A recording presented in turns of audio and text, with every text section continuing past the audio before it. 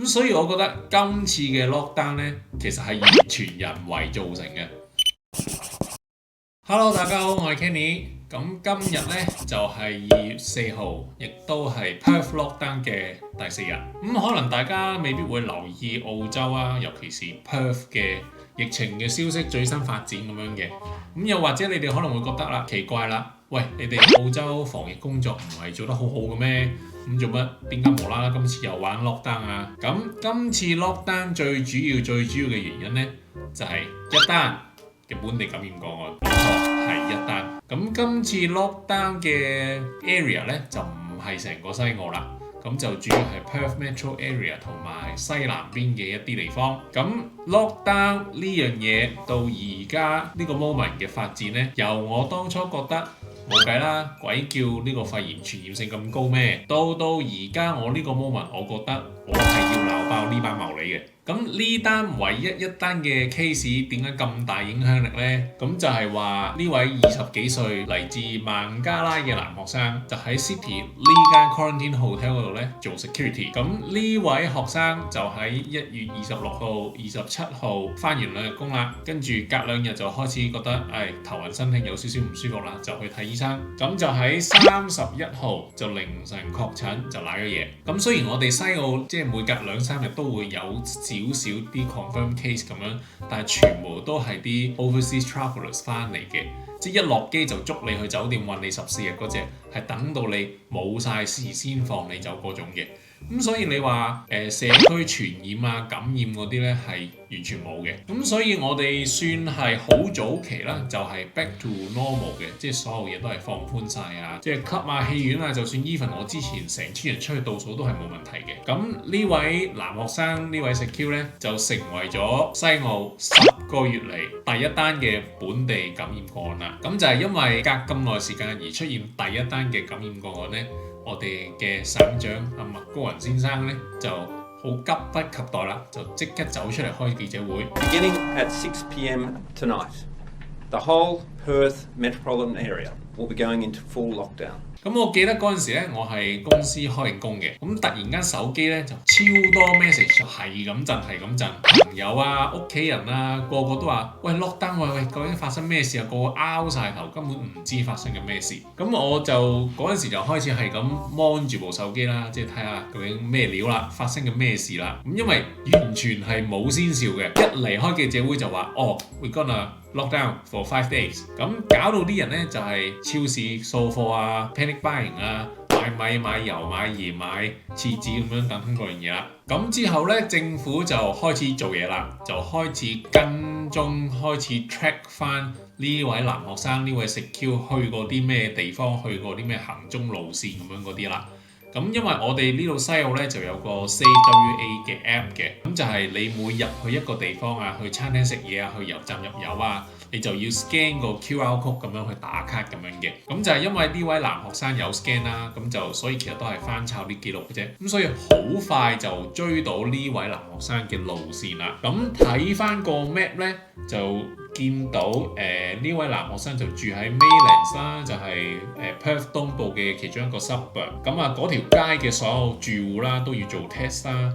咁同埋亦都見到佢活躍大概喺東部同埋北邊㗎啦，亦都遠至 Midland 北至 Joondalup 都去過嘅。咁所以亦都見到佢嘅活動範圍其實都係幾大下嘅。咁跟住之後咧，政府就翻抄晒啲記錄，就擺晒呢啲資料上網，就叫啲人就話：如果你喺呢段時間就去過呢度嘅咧，就記得去做個 test 啦。咁呢啲咧就係第一日政府喺個記者招待會嗰度咧就公布嘅資訊嚟嘅。咁到呢一刻咧，我都係覺得冇乜嘢，都冇乜特別啫。咁可能係個男學生咁唔好彩，咁啊賴到嘢咁解啫。咁跟住之後咧，每日政府都會開記招，就交代下呢個故事嘅最新發展咁樣嘅。咁就發覺有2樣嘢咧係要值得鬧一鬧嘅。咁第一，原來呢位男學生係有揸 Uber 嘅，跟住好多人聽到呢個消息咧，就即刻燥底啦，即係唔係話燥個男學生、燥個 secure，係燥個政府嗰班友。咁有冇腦㗎？有冇搞錯啊？呢啲咁嘅時間，你逢親所有機會接觸 coronavirus 嘅人係唔應該做 second job 㗎嘛？何況仲要係揸 Uber，即即係揸住架車喺 Perth 周圍走嚟走去咁樣嘅。咁好明顯就係政府或者外判保安公司呢，喺請人嗰時根本冇考慮呢一點嘅，就冇話列到明講到明就話你做呢個 job 之後呢，你就唔可以有 second job 嘅，因為始終你係會有機會會惹到個菌，咁你惹完個菌跟住再 spread 去公眾嗰時，咁咪爆咯。咁同埋我覺得有啲兒戲嘅就係點解呢間保安公司會有一個 casual 嘅 position 去俾人 apply 嘅呢？即係我覺得你看守呢啲 quarantine facilities 嘅人呢啲咁嘅 position， 我覺得係要 full time 係 properly train 係受過專業訓練嗰啲，就唔係話學生時期我去麥當勞翻工咁樣一個星期俾你翻2個 shift 咁樣嘅。呢位男學生呢位secure先生冇錯嘅喎，即係我仲讀緊書，我賺下外快，一個星期翻2日，我啱我時間，你幾好啊！咁但係調翻個轉頭嚟睇，個保安公司就咁樣請個學生做 casual， 而去看守呢間 quarantine facility 呢，我就覺得好有問題咯。咁第二樣仲離譜嘅呢，就係原來根本呢位 secure 呢位男學生呢，喺工作嘅時候係完全冇戴口罩嘅。咁跟住啲人呢，好多人就辣着晒啦。你政府又叫人戴口罩，咁但係你呢個 secure 就睇住班帶菌者，仲要喺同一層嗰度工作嘅，竟然可以唔戴口罩。即係我唔想去話人蠢啊，但係咁嘅情況，呢間保安公司同埋呢位男學生都係有少少。即係明知你會咁高危嘅地方，就唔該醒水少少啦。即係呢啲嘢唔使提噶嘛 ，common sense 嚟噶嘛。咁跟住政府就開始兜啦，就話佢冇同啲患者有即係直接接觸啊，佢只係坐喺3米以外嘅樓梯位，只係看住個門口咁樣嘅。算啦，兜咩啊？要兜就遲㗎啦。咁所以我覺得今次嘅 lockdown 呢，其實係完全人為造成嘅。咁而家咩境況呢？咁柏斯呢度，咁依家除咗返工、買餸、睇醫生同埋做運動之外呢，我哋都係唔可以出街嘅。